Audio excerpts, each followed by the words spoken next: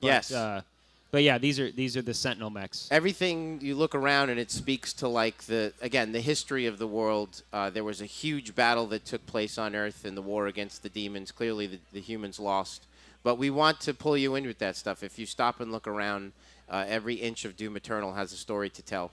I think you made a good point though when we were talking earlier to somebody that when the Slayer took down the Titans, as everybody knows from 16 lore. Yeah.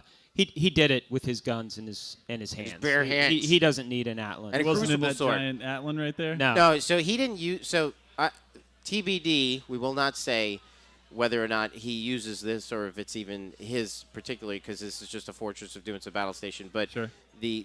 no, just so fans know, he definitely took the Slayer doesn't need a mech, of course. Yeah. He's so powerful, but other people do because they're not as strong as he is. Argentinor, we have it's a whole planet, and there is the Sentinels, who the sort of the Sentinel people, and the Night Sentinels are the elite fighting force, the military of Argentinor, and one of them there are many, and they're kind of like their Star Destroyers are the Fortress of Dooms. There's like a bunch of Fortress of Dooms. So that's just one of them. It's like a remnant of an entire fleet of, I hate to say it, but space castles, basically. And so we just thought it'd be cool, like what would a battle station be for the Sentinels, and rather than it being an actual... So at one point, so more info, gonna hook Midnight up over here. So they used to be actually ships, like the first design iteration, it was an actual ship with like a directional thrust, and it looked like it had some shape to it, and it would like rocket off into space, not unlike a Star Destroyer. But it just seemed so conventional, like it didn't seem very unique. So it seemed more cool that they would actually have for their battle stations like actual floating fortresses. So they're all different shapes and sizes, and this is one of what used to be like a fleet. So King Novik would have his own, and his would be massive. And this was one of them that the Slayer may or may not have used at one point in battle. So we don't even really determine if the mech that is inside the Fortress of Doom was necessarily his, because one thing I want to clarify for the fans, like he does, they're called Atlans. The mechs in the world are called Atlans, which is just fucking awesome. We don't really specify whether that was his or not, or whether the Slayer ever actually even used or needed. He does not need a mech. I just want to clarify that. Like, when he took down the Titans, he did it with his bare hands, with his weapons, like, as the Slayer Testaments from 2016 say. So to see the mechs in the world is not to imply that he actually used the mech to take them down. So long as we have something that's worth your time to learn, it's a world full of mystery and hopefully intrigue that kind of pulls you into the story, makes you pay attention, makes you want to see the cutscenes, and then makes you want to go into the codex. You're going to want to know, like, well, what, who is that guy? He talked to me like he knew me, go pick up some fiery pages and dig into it.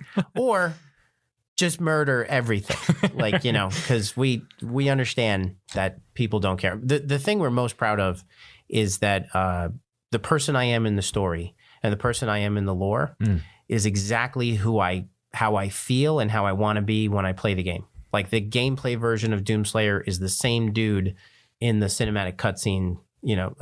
That kind of frustrates me in games sometimes, where like I'm like this whole other character in the story, and then no one really ever references in the scenes. I'm like, I just murdered like thousands of people. Like, none of you seem to care. Most of them were dressed the same way. Like, that's also no one seems to give a shit about that.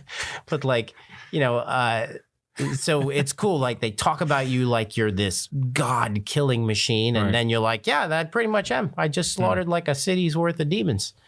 So we work hard to achieve that. Yeah, your reaction tech from humans has definitely gone up a bunch. You can see in the gameplay on Phobos. Yeah. I could sit here and talk to you about Doom all day, but we have to get you out of here at some stage. All right. I'm going to lay this out plainly, because the more I look at Hugo Martin's statements over time, the more the cracks show, and they're not small cracks. They're right at the foundation of Doom power scaling. Back in January 2020, Hugo was very clear about one thing. Gameplay Doomslayer and lore Doomslayer are the same in terms of power. not symbolically, not vibes-wise, equal.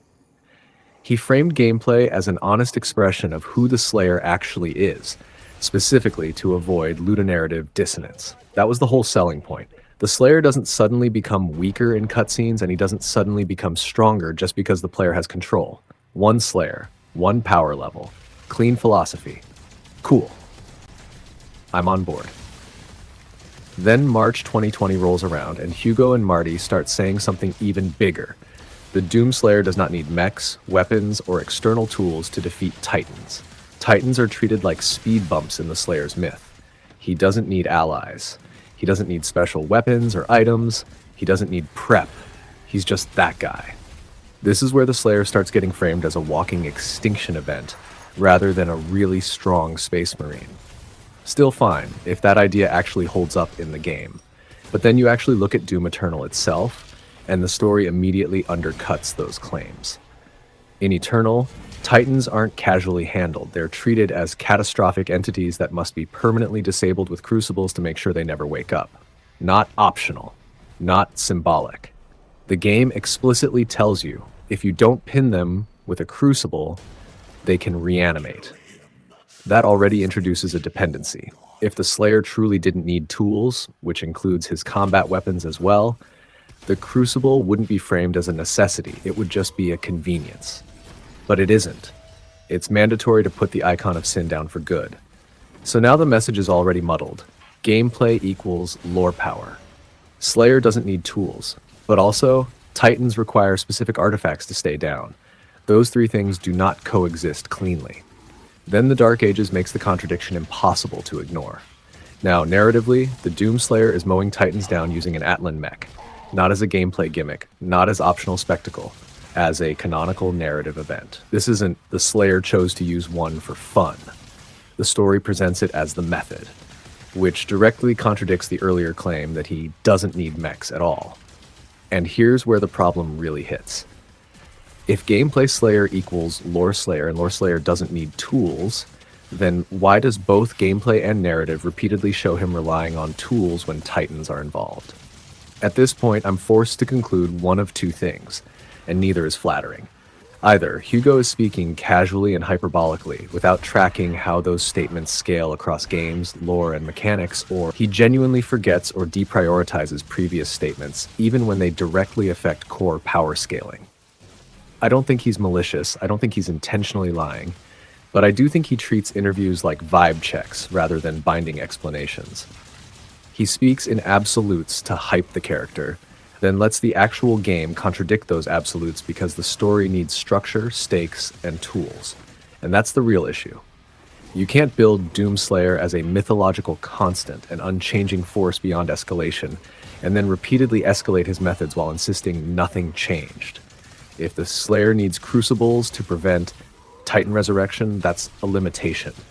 If he uses an Atlan to slaughter Titans in Dark Ages, that's a narrative dependency. You don't get to wave those away with "he didn't need it" when the text shows he used it. Power scaling lives and dies on depiction, not intention.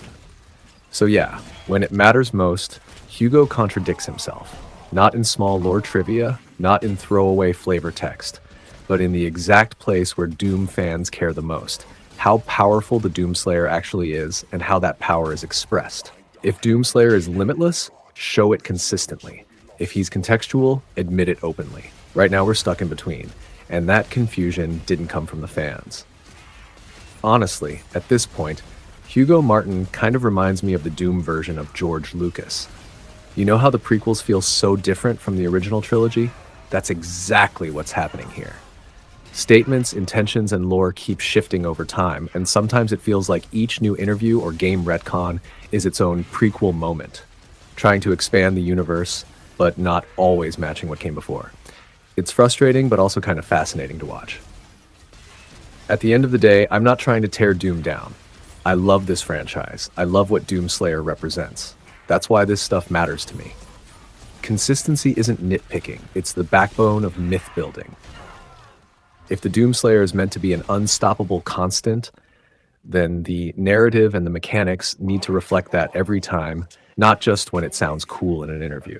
And if he isn't, if his power depends on context, tools, Eris, or escalation, then just say that openly and stop pretending nothing changed. I'm fine with either answer. What I'm not fine with is pretending contradictions don't exist when they're right there on screen. Because in Doom, power isn't what's said in interviews. It's what's shown and what survives scrutiny. That's all I've got for now. If you made it this far, I appreciate you sticking through the breakdown. Whether you agree or disagree, the discussion matters, and I'm always open to pushing it further. Thanks for watching, and I hope to catch you on the next video. This is Myth Knight, signing off.